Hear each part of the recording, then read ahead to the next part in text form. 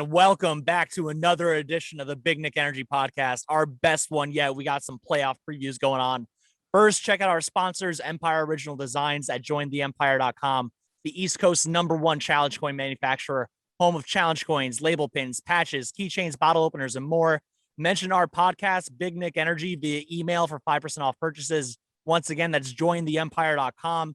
Through them, we are selling vintage collectible Patrick Ewing coins, professionally done by us, manufactured and handmade by Empire. There's only 50 coins made. We're about to sell out. They're only $20 each plus shipping. Buy them at bignickenergy.com. I'm your host, though, Joe Yoke, the Bald Kid Wonder. We got the mastermind, Angelo, who makes it all happen, and our two very special guests, two dudes that myself and our producer, Vin, went to high school with, the co-hosts of Rappy Hour Podcast, and one owns Hudson Valley's finest, and the other one owns Great 845 Clothing Line. Austin Hunt, a.k.a. A-Game, and Darron Lane, a.k.a. D-Lane. How you guys doing today? Fantastic, man. How's everybody doing? Amazing. Ange, how you doing out there? Yeah, I'm all right. I'm ready to rock and roll, man. Ready to talk Knicks playoffs, you heard? Hell yeah. That don't even sound right. Wait, we're not talking about the lottery right now? Yeah. Got the draft like 4th overall? That's something you don't say every day. Oh, God, every year. Damn. D-Lane, how you doing? I'm all right, man. I can't complain. How's everybody doing? I'm doing actually way better now that I see the RJ Barrett behind you. Yeah, I don't know why Angelo thought this was Alfred Payton. We don't do that. You know what I mean? He need to be on the first flight out of here as soon as the season's over with. Yo, man, that dude's not even gonna fly first class. He needs to go business. He needs to get in the back of the plane. He needs to sit in the fucking bathroom the whole time. I was about to say bathing suit. I'm so hyped. Fucking Frontier. He don't get a side seat. He's about to go on Spirit Airlines. Standing room only. All right, so guys, obviously we're hyped. The Knicks are the 4th seed. The team we're playing against, the Atlanta Hawks, we beat them 3 times this year. I don't know what your predictions are. I'm assuming at least one person's going to say we're going to sweep them. It's not me, but I'm assuming that's probably going to happen. Real quick, I'll just run over all 3 games that happened during the year. We'll talk about what we think happened in each. So both teams are 17-7 in the last 24 games. The first 2 games we played against the Hawks, one in January, one in February, one away first and one at home. We beat them, but they were playing under Lloyd Pierce, and that dude is gone now for obvious reasons. First game, we won 113-108. The second game, we won 123-112. This man, Julius Randle, went off in both 28-17-9, and then 44-9-5. RJ Barrett, our second best player in both games, 26-11-5, 21-6-3. On Atlanta's side, Young was their best player both games, obviously. He went 31-14, 8 turnovers, which is wild, then 23-8. We held this man shooting a lot. Both games, this dude shot under 50%, like under 40%. He shot 9-22, and then he also shot 6-19, which ain't good. Obviously, our main issue, though, is not going to be based on Trae Young shooting. It's going to be about the rest of the Hawks getting his passes. But from the first couple of games under Lloyd Pierce, anything you guys really took away? I mean, they're a good team, man. Lloyd Pierce was a good coach. It just didn't work out for them. I know him and Trae Young, they didn't see eye to eye in a lot of things that was said after, and they were depleted with some injuries. But obviously, they've played better under Nate McMillan. We'll see what happens come this playoffs. You know, they get DeAndre Hunter coming back. He's a good he's some player. He could guard. So yeah. I'm sure he's going to get some I'm sure he's going to match up with Julius Randle a little, so we'll see how that works out. But we'll see what happens. I'm honestly just a little worried that the overall experience on the Hawks side overall is just a little better, especially when you talk about Trae Young. All right, so we know he's going to shoot decently, but we're going to double team him. So what their veterans on the wing, I think, get the job done a little more with peace of mind than our a little more inexperienced Knicks. But I still think we're going 3-1 though. Oof. Nice. It's a 7-game series. You mean 4-1? 4-1. Sorry. Let's go. D-Lane, what about you? I believe no one can guard Julius right now unless they put DeAndre Hunter on him, unless he gets a little healthier. But other than that, we just got to contain those pick and rolls with Trae Young. Can't go behind those screens. Other than that, I think they really can't mess with us. Like I said, we outnumber them, especially if we get Mitch back. Maybe 3rd or 4th game. If little tease right there. We're about to talk about Mitch later. But yeah, so I just think, I think if we just contain the pick and roll and just protect those screens and we hedge correctly, I think we'll be straight. Joe, did we sweep the series or was it 3-1? What was the series? 3-0. Yeah, we won all 3 games. Yeah, we swept all 3. But you know what? Once the playoffs comes, it don't even matter what happened in the regular season, man. It's a whole new, it's 0-0, it's This is true. And also only one game was under McMillan. And we honestly were about to lose that game before Trae got her in the third quarter. for sure. That was a blessing, I hate to say it, but that dude was going off. Also, one dude I definitely want to talk about throughout a lot of this is going to be Clint Capella. Clint Capella has been a hassle for the whole NBA on the boards, but specifically us. This dude averaged like 16 boards a game against us, which is not good. Not good at all. A-Game and D-Lane, you both have played basketball a lot throughout your lives. I've played with you a couple times in the backyards. Worst person you ever had to go up against rebounding? Who pissed you off the most inside? Oh man. I'd say my god brother Dante, probably from Washingtonville. He was just about he was like, we used to call him Baby Escalade. He was about 250 at a very young age, you know what I mean? So he wasn't that tall, he was only about 6 foot, but couldn't get a rebound over him. He body you, he make you look silly, kind of elbow you to the floor every time. So he was the most annoying every time. all right, Escalade though too. R.I.P. Escalade. R.I.P. Escalade, that's a fact. Yeah. D-Lane, same dude, or do you have someone else in mind? Nah, I got Vin's brother, Trey Deuce. I'm gonna throw it back. What? I'm gonna throw it back to if cul-de-sac days, if you had to be there to understand. Death court? Nah, Russ's crib back in the day. Big doofus could hoop. Get it in. Don't sleep on him. Trey Deuce got game. Yo, Ange doesn't know D-Lane. Ange is only 5'9", but probably 10 times better than me, honestly. But Ange, you're not getting any rebounds over Frank, man. I'll buy the shit out of him. You're like 5'9", 170, soaking wet, and you're like, yo, 6'5", 290. I don't care. I'm getting it. That's when the elbows coming, you know what I mean? And then thibs, that's when my CYO coach, he always told me skinny guys, soft elbows work the best, bro. Elbow to the groin, man. Forget the ribs. I'm so short. I'm trying to like get a little low on accident. You know what I mean? People will just get mad at you. I got a question for you, man. Do you think Trae Young is gonna throw off the chemistry coming back? Trae Young throw out the chemistry? You mean DeAndre Hunter? Yeah. Like, do you think he's gonna, like, people are kind of in a groove? I mean, I know none of it matters once playoffs come, but at the same time, it does if you just haven't played. So Hunter came back about like 5-6 games. He came back around the first Wizards game and then sat out the second one because they played them back to back. I mean, dude, it's like he was getting 20 to 30 minutes a game, but he's not like their leading scorer. He's not their second leading scorer. Like with Bogdanovich, he's not even the third leading scorer. It's like Hunter's just like a really overqualified 3-and-D dude. And if they're gonna put him on Julius Randle, chemistry doesn't matter, man. You are going up against our workhorse. Like that is something you got to worry about. It doesn't matter what the rest of your team is saying to you. You know what I mean? Yeah, definitely. No, I'm so interested to see the next notch of Julius because, once playoffs comes, there's that one more notch. And even though he's playing the most minutes per game in the league, there's one more notch. And I can't wait to see that notch, Uh-huh. Agreed. DeAndre Hunter did also play the first game against us, and Julius still went 28, 16, and 9 or some shit. So, I mean, it's not like he did that much to him. Now, talking about minutes, now how we feel about, because we know Thibs, how we feel about playoffs with Randle, who we think is going to really come in for maybe 5 to 10 minutes that can relieve him, because Obi Toppin, I'm not trusting him in the playoffs right now. I don't think any of you guys are. So who you guys think could come in and relieve Randle for at least, 8 to 10 minutes? So he's not playing a full 40 or 42 minutes, something like that. I have 2 ideas to this, but I'll let Ange go first. To be honest, I personally think it's going to be Obi to get those 5 to 10 minutes because I don't think Mitch is going to come back. And they're not giving it to Knox. I think I don't know if he's going to go 10-man rotation, 9-man rotation. I don't know. He's weird with the way he sporadically just plays guys for a couple minutes at a time. So I don't know if you want to count like Frank Ntilikina's 2 minutes in a game where he gets 1 steal.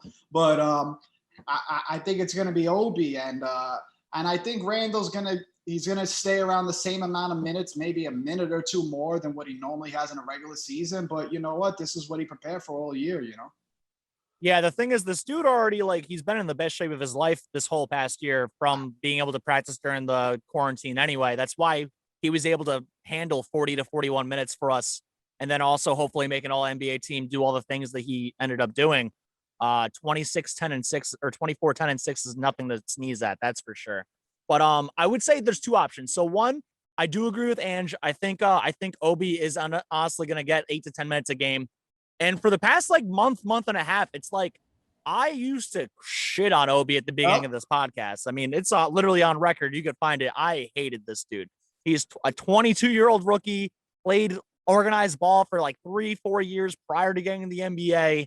Like, that's not nearly enough experience to me. But I mean, hats off to him. He worked his ass off. He's made his defense a little bit better. He's not hitting the corner threes off the side of the backboard anymore. Half of them actually seem like they go in, which is awesome. But so my other idea, which I hope that he does, but I know Thibs probably won't do because it's not in his nature, would be to just go small during those minutes that Randle isn't out there. So if Randle plays like 39, 40 minutes a game and he didn't want to play Obi for whatever reason, how would you guys like this as a 5? Whether it's Noel or Gibson, whatever. But the other 4, Derrick Rose, RJ Barrett, Reggie Bullock, and then either Burks or Quickly, depending on who's hotter. I mean, in essence, Bullock and Barrett are both over 6'6", 6'7". They could play power forward for 10 minutes a game, if you ask me. I don't know what you guys think. I mean, I think it works again in the first round. What we talking about? I think it's not as much of a threat as if we look deeper into what's to come beyond. I'm not even worried about playing Milwaukee or the Heat after this. Or no, it'd be Philly. It'd just be Philly. They're the number 1 seed. But like, yeah, we might get swept by them whenever we get there. But just for this, I mean. No, we're not putting that on energy. We're going to the conference finals, man. Let's go. I love it. Have you guys gone since it opened back up? I have not. Ange, did you ever get to a game? No. I went to opening night versus the Warriors, man. I mean, obviously we lost, but opening night back at the Garden was beautiful. It was a beautiful thing, but it was also super eerie, man. So I don't know if you've ever been in the Garden with the capacity that they're running right now. It is crazy, but a guy like you could heckle the shit out of a player. You could hear everything from across the whole court. Yell as much as you want. You guys grew up with me, man. I would definitely be heckling my ass off from there. Darren, what about you, man? What do you think of the small ball idea I had? That small ball idea, I mean, to be honest, the way Burks is playing, shit, give him the keys. You know what? He gets boards too. It's not like so like 1-2 rebounds. Like you said, they're not undersized wings, so like they could play the wing. They're not undersized. Like, I mean, for the second unit, if Gallinari comes in, he can't guard. You know what I mean? He can't guard anybody. That dude's stuck in quicksand. So it's such a mismatch with that. And then, like you said, if we could push the pace and get, RJ in transition, how he gets effective, gets to the free throw line, then I think we'll be effective in the small ball. You know what, Joe? If that lineup came to fruition, DeAndre Hunter would be their 4, and they would have Capella guarding Randle at the 5, which is a complete mismatch.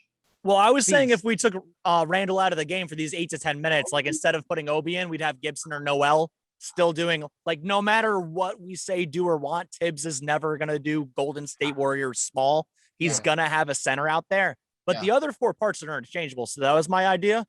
So if Capella and Noel cancel each other out, Hunter's what, like 6'9"? He's a big boy. Collins is also 6'9". They got big boys. They already out-rebound us for like half the game. It blows my mind we actually won the rebounding battle every game because I feel like Capella gets every board.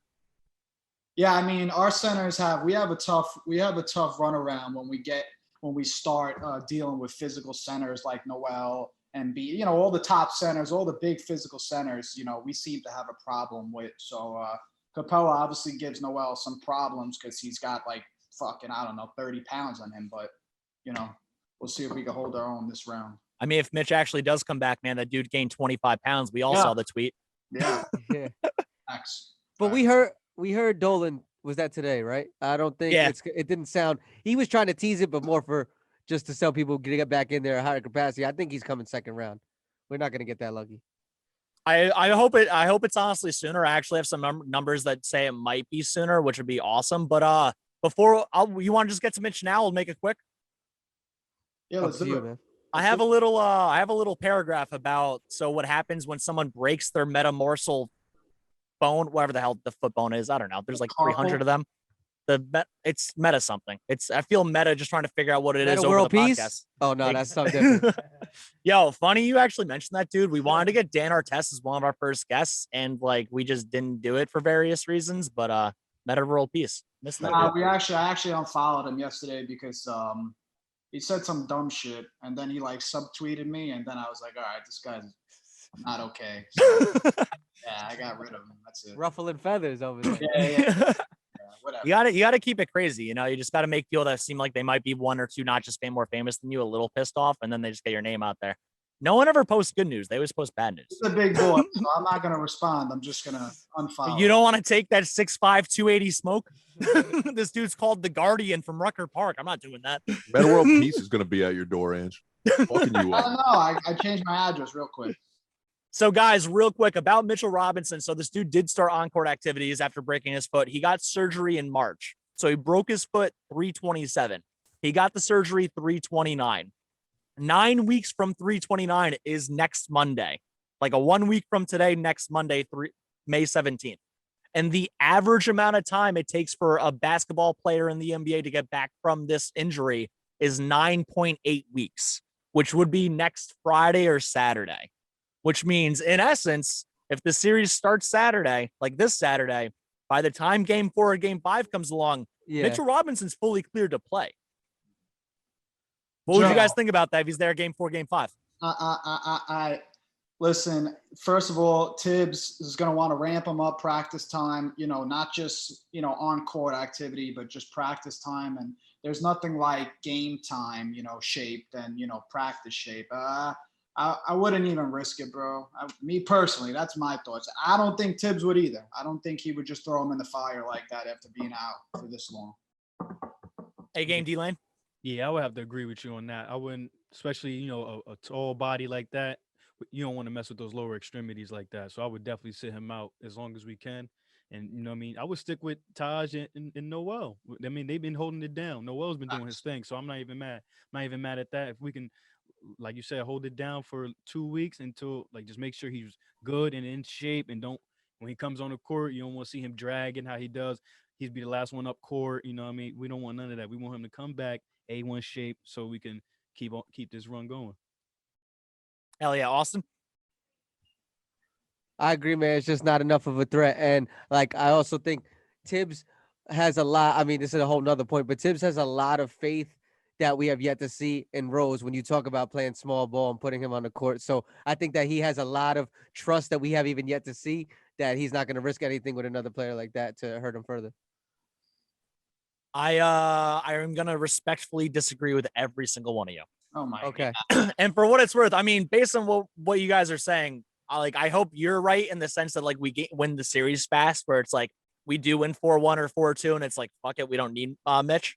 But I'm thinking this scenario, it's 3-2 or 3-1 either way. Like if we're losing 3-1 and this dude's like, I'm ready for 20 minutes a game, and we're losing because Clint Capella is getting 20 and 20.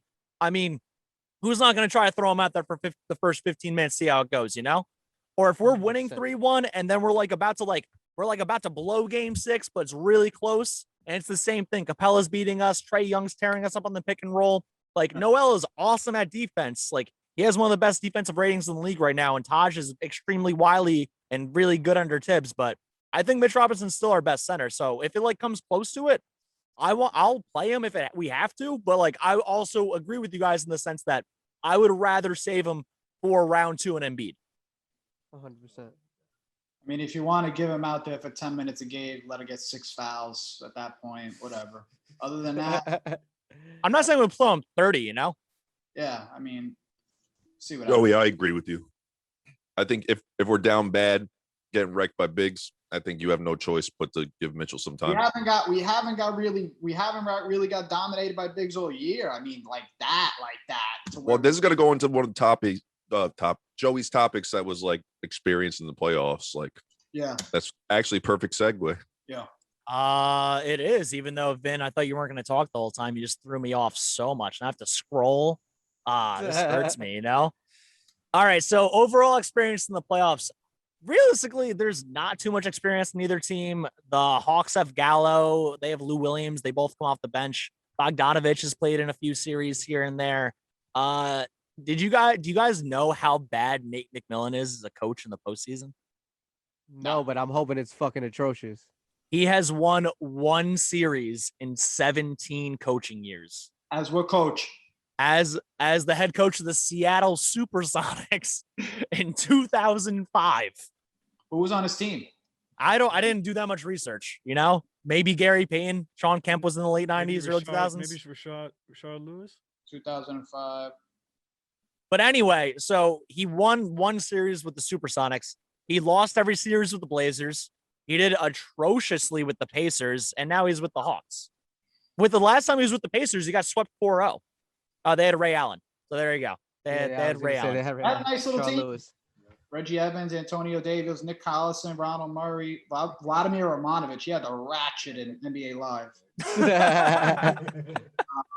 But yo, you know what? Playoff experience, neither team has much, but I'm always gonna put my money on Thibs, just being more prepared than any other coach. So I mean, as far as that, I'm going Thibs all the way. These guys have been locked in all year. Basically, new system, we had a few of the same faces from last year, but this guy brought in a new system, new coaching staff, and they rolled with him. They bought in right away and rallied around each other, and they looked good all year. So I'm gonna bet on Thibs being super, super prepared. I remember they said like 2 days ago that they already had their scouts looking at Atlanta and their scouts looking at Miami and all these guys. So these guys are ready to go. I would hope that every single team is doing that. Like, it'd be fucking hilarious if Atlanta was like, you know what, we're not going to send scouts out to New York or Miami. Who cares, honestly? Just a Knicks comes out, right? Yeah, exactly. I was going to say regarding Thibs, though, it's like the Hawks only have like Gallo, Bogdanovich, and then like Lou Williams that have like major experience in their rotation. Like Capella is almost none. Young, Hunter, and Herter all have zero. Like, not only do we have Thibs, but like Taj Gibson and Derrick Rose, who was a major contributor to our team, has won to a conference finals before under Thibodeau. Exactly. So I would say, like, experience wise, like I would give the edge to us. Also, it's like, even though our star and their star both have 0 playoff games under their belt, our star is in his 7th going into 8th year, and their star, like Trae Young, not only like looks like a little kid, but he's only in his 3rd year in the league, and his first 2 years weren't good record wise. So I don't know. I trust Randle. I trust Thibs. I trust Derrick Rose more than Gallo, Lou Williams, Trae Young, or Nate McMillan. Also, Nate McMillan's record is really terrible. Now, when it comes to, I know we're talking playoff experience, but do you think we got a player that could step up, like besides like a Randle, since he has to fill that superstar-esque role for the team? Do you think he could corral the team? And granted, he doesn't have playoff experience, or I don't know if he had some in LA or whatever, but do you think him or someone else, like maybe RJ Barrett, could step up and just corral these guys to get them going for the playoffs? Not technically saying that they have to have for say the playoff experience. So I actually that brings up a good point. I wanted to ask you guys a question based off of that. For us, I would say exclude Randle or Barrett, maybe even Rose. For the Hawks, exclude Young, Capella, and then depending on if you think Bogdan or Collins is better, excluding those like 5 to 7 guys, who would be X factors for both teams? Like, say, we'll start with the Hawks because we all hate them, obviously, in this situation. If the Hawks won the series and it wasn't solely Trae or Capella, why do you think they won? Go ahead, fellas. Who do you think? I think the way I've been seeing Alec Burke, but I want to say the only reason why I want to say, as horrible as it sounds, I want to say Nerlens Noel because we don't have any bigs. So if the one role that could be the X factor is a big, well, obviously besides Mitchell, who's not in yet, I think that makes all the difference because we are going to be going into each series, especially the first round, small ball. So why not the X factor be the shit that we haven't seen really the whole season? Like, let me buy into the big for once. I agree with that. I mean, it would be awesome if Noel can actually get his rebounds over 10 a game. He does blocks and stocks awesome, but yeah, blocks is a done deal. But rebounds, like this is where the effort comes in, and the scrappiness comes in. Like you guys said, lack of experience. To me, that just translates to 2 teams that are really going to get scrappy. So if you're on the right end of that scrappiness, you should be getting those rebounds. I mean, with Trae Young flopping, we better get scrappy really soon, D-Lane, I was trying to ask more like if you were going to name a Hawk, that would be the reason they won. That's not Young or Capella. Who do you think it would be? As I'm going through this roster right now, to be honest, a couple names pop up to me. I think Cam Reddish could be one. Cam Reddish is out for the year. He tore his Achilles in he did? Oh, okay. like March, yeah. Solomon Hill. Is Solomon Hill out? So no, everyone else is good. It's just Cam Reddish. Solomon Hill. I like Solomon Hill's game, so I think he could be an X factor too. Like I think because he's a 3-and-D guy, correct? Yeah, he did do a pretty good job of covering Bullock up on a lot of screens the last game we had. Yeah, so him. I believe I will go with Solomon Hill or Chris Dunn too, because Chris Dunn's a good backup guard too. But besides that, I would just think Herder, the names that we pretty much heard. So those are pretty much the names. I would say Solomon Hill. And Ange, if you were to say the Hawks won the series and it wasn't Young or Capella, who do you think it would be? I'm gonna go Lou Williams, most playoff experience. I'm sure McMillan trusts him in that role. He's gonna put him in position to score the ball. Quickly's gonna have to guard him. I know Quickly, that's like his guy, his mentor. Remember that game at the beginning of the game? It's like, oh, you're my favorite player, whatever. Put that shit to the side. And then Williams made a 3 in his eye, and I was like, dude, that's why you don't tell people that. Yeah, you got to put that shit to the side this game. Yeah, tell him after the game at least. I think Lou Williams is going to be the guy we got to watch out for. But I was going to actually ask, speaking on that, because usually playoff rosters are like 8-9 man rotations at the very most. Like, you usually don't go 10 deep plus. And then assuming, like I said, Noel and Gibson are obviously going to go interchangeable. Do we think that does Thibs finally bench fucking Elfrid Payton for the first time all year? And then 2, who would be the 9 guys you guys try to run out there? I'm gonna go with the 5 we got. Obviously, the starting 5 we got. I'm gonna go Obi, Burks. It's got to be Gibson and Noel. Gibson, Noel, and I really would like Frank to get some burn. But you didn't mention. So are you taking out Payne altogether and putting Rose in there finally? Listen, as much as I want Payton to be out, I personally don't think Thibs is going to have big enough balls to do it. Why would I rather see fucking Frank get the fucking 15 minutes that Payton gets? Yeah.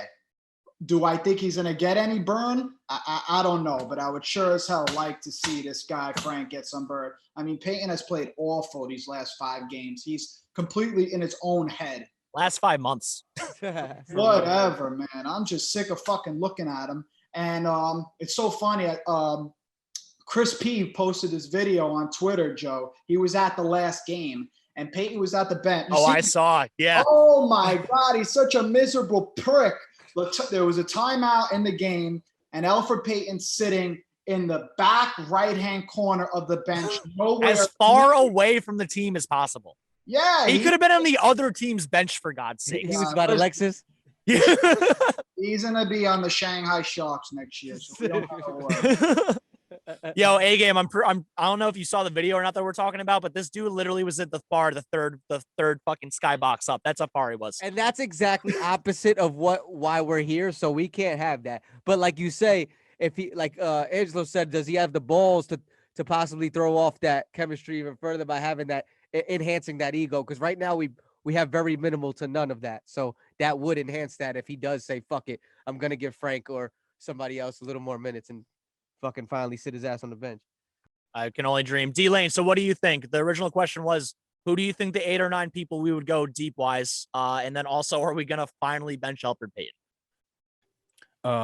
Yeah, I don't think he's going to bench Elfrid Payton. Just like Angelo said, like he's not going, he doesn't, Tibbs sticks to the book, and he's not going to stray away from what he knows can work. I mean, I would love for Emmanuel to take most of those minutes. Frank, like you said, because Frank could possibly lock up or disrupt, Trae Young for a stretch, maybe, 5 possessions for 5 to 10 minutes, like we're saying, when Randle's not in the game. So, I mean, we all have to see, but I don't think he's going to shy away from playing out for Elfrid. Is there any world where D-Rose just like gets more minutes? So real quick, my dream scenario, because D-Rose already is getting like almost 30 minutes a game for us, and his knees probably can't even handle that much. And Tibbs is just like, fuck it, just go out there, see what you can do. My dream scenario is that we take Payton out altogether. I don't know. He gets lost in the team bus or something. We start Burks. I actually like Quickly and Rose still coming off the bench. And then we start Burks, Barrett, Bullock as our starting like wings and guards and shit. And then we have Randle and then Noel, obviously. And if Burks gets like 28 to 30 minutes, Rose still gets the 25 to 30 minutes, ideally with closing time. And then Quickly and I would say Quickly gets like 18 to 20 minutes. And then I'm down to throw Ntilikina out there, depending on like how good Trae Young or Herter are shooting. You know, like Ntilikina, I feel like this dude gets crappy foul calls all the time, and Trae Young is definitely gonna make this dude foul out within 5 100%. minutes, even though we all hate him. Like, but like those 5 minutes, like Ntilikina is gonna be right up in his grill. You know, I'd be all for it. Don't be yelling at him at the fucking screen now, because you know Frank is gonna do that, and then you're gonna get all mad at him like it's his fault. You Tell said it Ange now. that.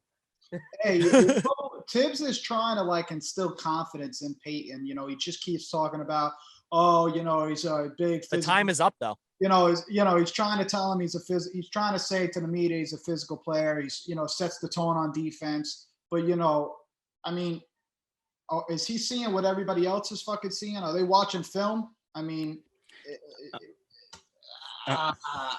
to me, my thing is with Alfred. I mean, he's like last game. Like you're in the game. You don't score, right? You don't score, and you're trying to be aggressive, but you can't finish. Your free throw. I'm assuming your free throw percentage is what is it? He shoots below 70%. Yeah, 68%. So I mean, you're not really effective when you're on the court. So we're playing 5-on-4 when you're on the court. So you know what I'm saying? Like like you said, Joey, the time is up. Next man up at the end of the day. Who would you guys rather? Do you guys all want Ntilikina to take those minutes instead, or how would you split it up between like Ntilikina, Burks, Rose, Quickly? I like Burt. I don't know. I like what he's been doing.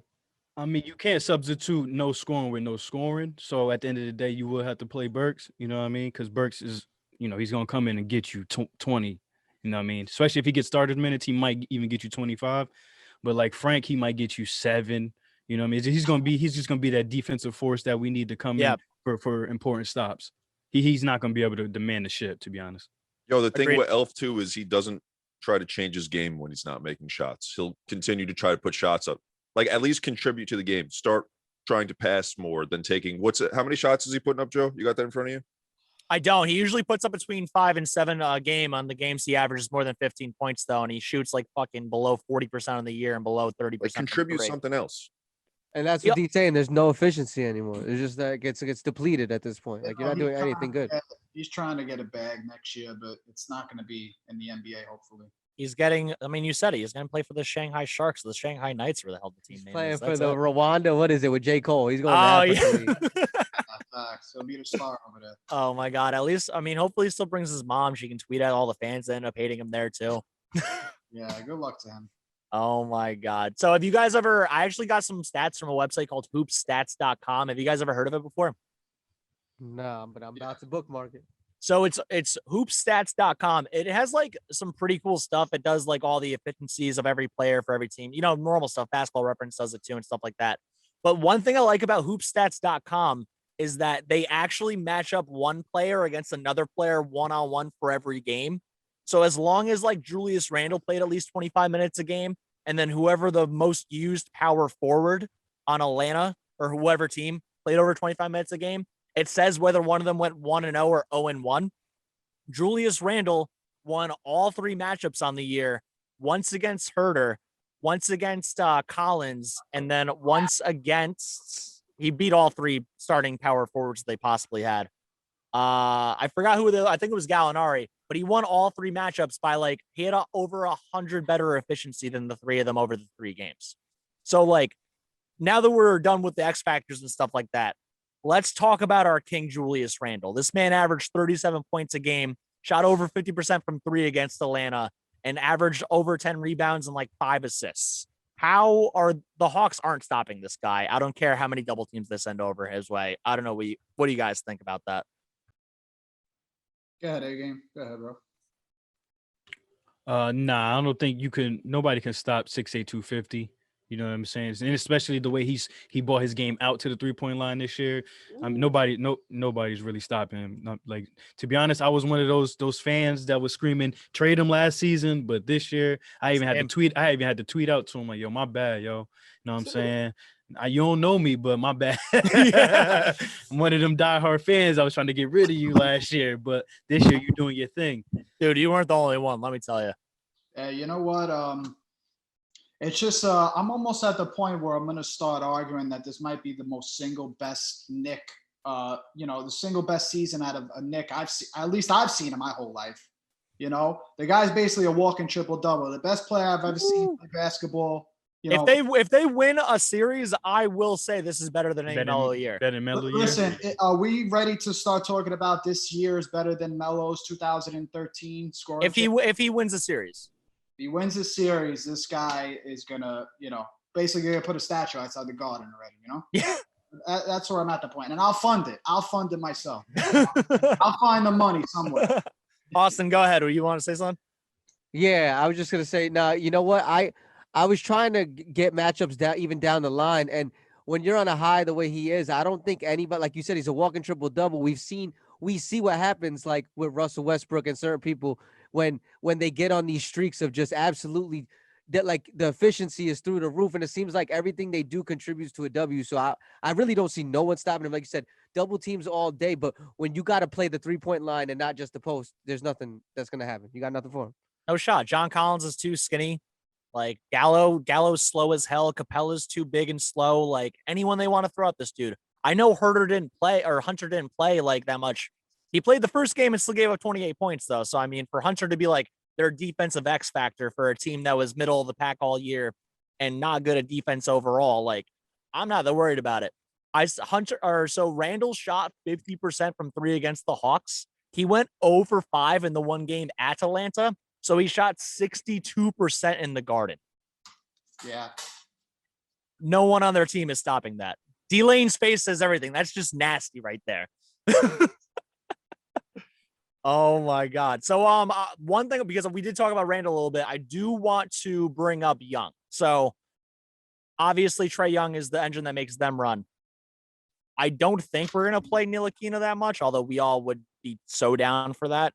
How bad is it going to be for the Knicks the first 5 minutes of every game if Payne's out there on Young? Yeah, so getting 30? No matter what, I think you're not going to be able to stop Young for getting whatever he gets. He's one of the best point guards in the league. So my thing is the Knicks, they can't get frustrated off foul calls, because that's, a guy who could interpretate the game. How the fuck you say that stupid word? Influence. He could fix up the game real quick. So, it's easy to get frustrated with those foul calls. So if the Knicks, they just got to hold their composure. They got to rebound the basketball. They got to try and hopefully, hold Young to whatever he normally gets. And, hopefully, everybody just locks in on him. But, he's going to be a tough cover. He averages the 4th most free throws in the league every game.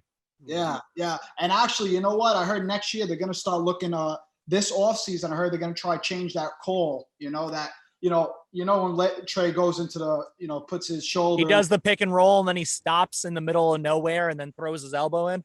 Yeah, I heard they're going to change that rule up. So, not soon enough, though. We're about to watch Elfrid Payne do that 5 times in 3 minutes. Oh, God. If you guys were to pick, who do you think stopping Young? If we were to stop him? No one. Yeah, I think you only can contain him, to be honest. He's like a Luka Doncic. Like, contain him to 30, not 40. Yeah, hopefully to 20, you know what I'm saying? But you just, like I said, the pick and rolls is really our thing. You just got to make sure we switch. Like, that's the thing I miss about Mitch. Mitch is real good on that pick and roll because he does hedge very well. He knows how to recover. Like, it's chemistry, but granted, we know we're doing well. So I'm not going to, mess with the chemistry right now. But like I said, if we just hedge and just switch on those pick and rolls, I think when he does his little step backs, I think we'll have enough time to recover. And we just can't let the second chance points happen, because that's when we let up the threes. Yeah, I think that Thibs is going to throw in Frank on Trae if Trae starts cooking. He's probably our best defensive point guard. Yeah, he is by far, for sure. And what better reason to throw him in than to say, you know what, just go chase the fucking guy that shoots the 6 best on the fouls. floor. You got 6 fouls. Yeah. Go ahead, play 15 minutes. And that's the thing, watching Trae Young draw fouls and watching Frank, like, you know what's wild is that, I don't know if you guys have noticed this throughout the year whenever he does play, is that this dude will literally like put his hands up to like not get foul called, and then he'll just like throw his hands down real quick and then wonder why he got a foul call. It's like, dude, you didn't do this. That's that European shit, yo. He's like, yo, in France, they didn't notice me do this. Oh yeah, that's that European shit. I played. There's European. Oh my God. Yo, Frank's my hero. I really hope we re-sign him for 1 year, $1 million. He'll be the first Nick. He'll be the first guy the Knicks drafted to ever sign a second contract since Mark Jackson. I Oh believe. my God. Has it been 30 years? I hope you're lying. Ollie Ward. So it's in the 90s. It's in the 90s. Whoever it was in the 90s, early 90s. We went 2 whole decades without re-signing a first-round pick. Yeah, That's how bad Scott Perry was doing. and he's not going to get signed. By the way, I don't think. There was Isaiah Thomas. There was Yeah, Steve it was bad. Mills. It was There was bad Phil regime. Jackson. I don't know. I don't even know. I don't know who to blame. It's just ultimate sadness. Not anymore, though, fellas. Not anymore. Hell yeah. Yo, if we entirely unrelated, if we were to actually pick up anyone in the offseason, it's not Alonzo Ball. I hope we're so good that Bradley Beal is like, you know what? I want out of Washington.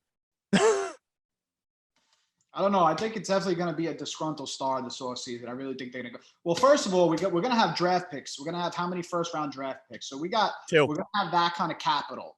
And on top of that, we're on the rise, obviously. So stock on the Knicks is just very high. And obviously, I think they're going to try and make a big splash this summer. It's got to be the right fit, though, because the team chemistry here, the team chemistry is an important thing. Our team chemistry says we need whatever the best point guard is available. Can we get Dame you- Lillard to get swept? You think Dame Lillard would come to New York? I was thinking we were probably gonna go after like a Dennis Schroeder. I don't know if you're on the Lakers with LeBron, do you really want to You gonna leave? Yeah, that's true too. That's the thing. It's like, LeBron's I would got- say Dame or Beal, honestly, depending on how bad they both do in the next week or two. So and then what? Slide RJ to the 3? Yeah. That Or works. re-sign Bullock. I mean, RJ's still a 2. I would honestly sign Dame to be our 1 and then just pretend Elfrid Payne's on a deserted island. Well, Bullocks and Burke are both free agents, so I don't know. Yeah. I don't know if we got. And Noel. I don't know if we got to choose one of those two. They're gonna get paydays. Yeah, but we're not going to sign. I guarantee you between Noel, Burks, and Bullock, we're not going to sign all 3. I think we're going to keep 2 of the 3. Before we get too far, God, what were you going to say? No, go ahead, Joe. Go ahead. I was going to say, before we get too off topic with the offseason stuff, we just made the first round of the playoffs. I don't want to forget about that. We've been on for a little while. I want some predictions from you guys, though. 4-2. I'm assuming everyone's picking the Knicks. You said 4-2, Ange? 4-2. A-game, go ahead. Yep. I said I meant to say 4-2 when we first started. Yeah, I'm gonna go forward too. I hope it no, because I can't see it going Game 7 and 4-2. I don't even want to think about that. Or no, baby. I told you someone was going to pick a sweep. And say background, will you? I'm going 4-3, honestly. I don't think you guys Holy are all shit. saying 4-2. Winning that last game in ATL is not going to be easy. I think 4-3, we take it home in New York, And we do it with Mitchell Robinson getting a double-double off the bench.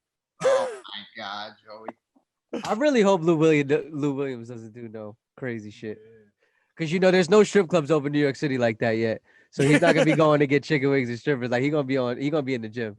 I don't want that to happen. Listen, Lou Williams is gonna find a spot to throw some singles, bro. We're some underground joint. Yeah, secret location, DM for location. Facts. I guarantee Lou Williams has 3,000 women in New York that are able to give him that information. I would just be really, really sad if we end up losing because of Gallinari. That just would hurt home a little bit, And then Was that what you just did the weirdest Italian thing that's ever? what Gallinari does when he celebrates. You fucking pepper. Oh my God. Yo, Darren, Austin, this was fucking awesome. Ange, I love your bald head showing it the whole time. Thank you, brother. I'm actually surprised you didn't wear a hat because I feel like you usually do. But guys, before we get off of here, anything you both want to plug? Just follow me at Hudson Valley's Finest on Instagram. That's Hudson Valley's with an S, Finest spelled out. Awesome. Yeah, man. Check out the clothing. We got some Knicks colorways definitely coming. Great 45 at Great 45 Clothing on Instagram, great45.com. And if you're into your little hip hop fix, we also do the podcasting thing called Rappy Hour. You can search just Rappy Hour on any major streaming platform, Apple Podcast, Spotify, whatever, you'll find us. And go fucking Knicks, big Knick Energy. Oh, and get your t-shirts, man. We support. Get those t-shirts. Hey, I appreciate it. Awesome. Thank you for buying one, by the way. Appreciate it. Hell yeah. Do you got one too? Yeah, I got one. Yeah. Yeah. Darren, let's go. Thank you too. We Yes, really sir, appreciate man. it.